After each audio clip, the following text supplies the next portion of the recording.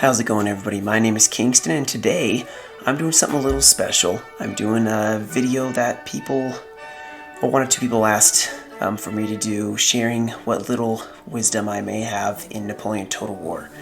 The little tips and tricks from playing. I've been playing for only about 10 years, so it's not super long, but the thing I'm gonna be sharing is a couple little things, of course.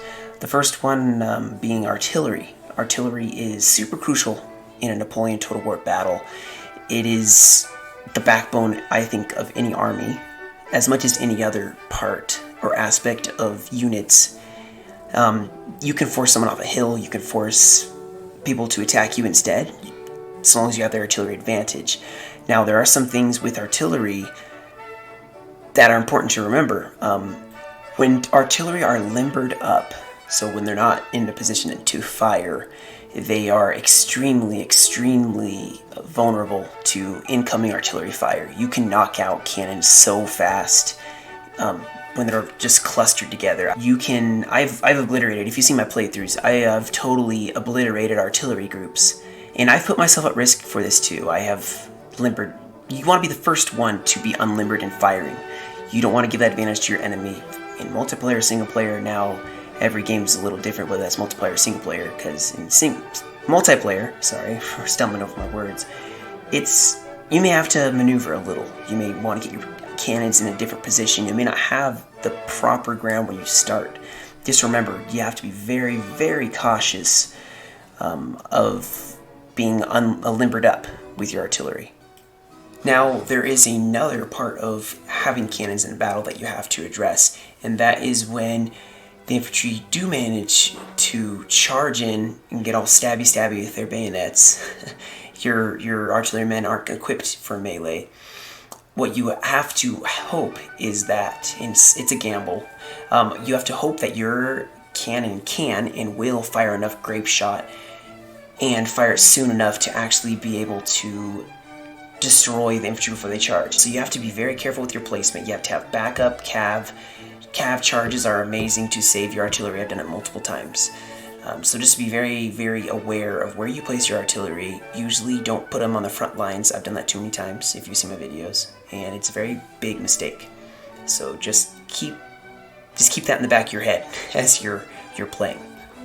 Now, the next thing that I recommend, going in hand almost with your cannon placement, is light infantry. And light infantry are very helpful, but you have to know how to use them, because if you use them incorrectly, it's going to be a big flop, and it's a waste of money in a multiplayer battle, and they are basically useless in a single player battle either way. So then another thing that's really important to have with light infantry is to realize they have stakes that you can deploy, and those stakes are super crucial against cav. In fact, that's the only thing they're good against. They can stop a cav charge dead in its tracks and slaughter almost the whole unit of cav. You will usually cause cav to immediately run, and they will never come back. They will break. And some people forget to place them, or you place them in the wrong spot. You gotta almost anticipate where the cav are going to charge from. And then last but not least, with the stance of the light infantry, you can place them in front of your line infantry, providing almost double firepower. They are kneeling, they're shooting, you have light infantry shooting above. Now, you do realize that if, for whatever reason, you gotta pull your light infantry back, if they stand up, they're gonna get mowed down by their men behind them shooting. And also, light infantry are terrible in melee. They do not handle that very well. So just take that with a grain of salt, and it's good sometimes to use, sometimes it's not as good to use. So you have to kind of gauge the room, or the battlefield in this case.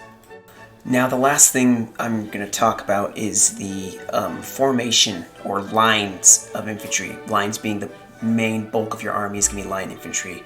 There's the line, how solid your line is, how long it is, or how deep it is, does matter. Now, if you have a line that's not as stretched out, so it's a thicker line, it's going to have its perks versus a line that's really stretched out. In vanilla Napoleon, a smaller line is going to mean less people firing. Whether a longer line means more people firing, you could almost double the amount of infantry that are actually able to fire a shot. That also does affect when you're in melee, how thick your line is. Some guys are able to brace a little better when they have a lot more men behind them. You can form square faster when your men are all bunched together, and it takes a little longer when your line is stretched super thin. So it is just an important thing. You kind of have a preference. I prefer to stretch my lines out a little more. I like getting the firepower in there. I like being able to pour a full volley into the enemy as they're either charging or if they're lining up. Now the last thing is probably one of the most important things, is keep your general alive. You need him. He is the heart and soul of the army. He has two important things that he can do when your men are wavering. He can rally and he can inspire units. Both of those, you can make a unit hold for way longer than it usually would have held, whether that's against, ferocious cavalry attacks or against, tons of enemies, 5-to-1 odds. It's super crucial. If he dies, usually the army falls pretty quickly after that. So if there's one thing you want to keep alive, it's your general. Don't lose your general. Don't throw him away needlessly. People do it all the time, and it's very sad. Last but not least, guys, when the army is running from you, when they have started to flee, check and make sure that there's two things that will happen. One of two things that will happen if they're running. They will be shattered or they'll be broken. If they are broken, odds are they will return. If they're shattered, there's no way they're returning. They're shattered. They're running home. If they are broken, you need to charge them down with cav, or they're going to come back, and they may flee to your side or behind you and then come back and bite you where it hurts. They'll basically flank you. So just make sure you're checking the status of the enemy as they're running away, or else you may have a retreating army come back, rally, whatever that would be. So that's the only real advice I got. I would love to hear the advice you have for me. Like I said, I'm not by any means a expert at any of these Total War games. I can definitely use hints. If you see my playthroughs, you know probably my weaknesses and what I need to work on, and I might not even know them myself. So let me know what you think of the advice and the things I think were very important to obviously share with you guys. Let me know if that advice helps you in your battles. And yeah, drop by, say hi, my Discord, any of that sort of stuff. I would appreciate to hear from you guys. Love to hear from you guys. Thank you guys for tuning in for this video.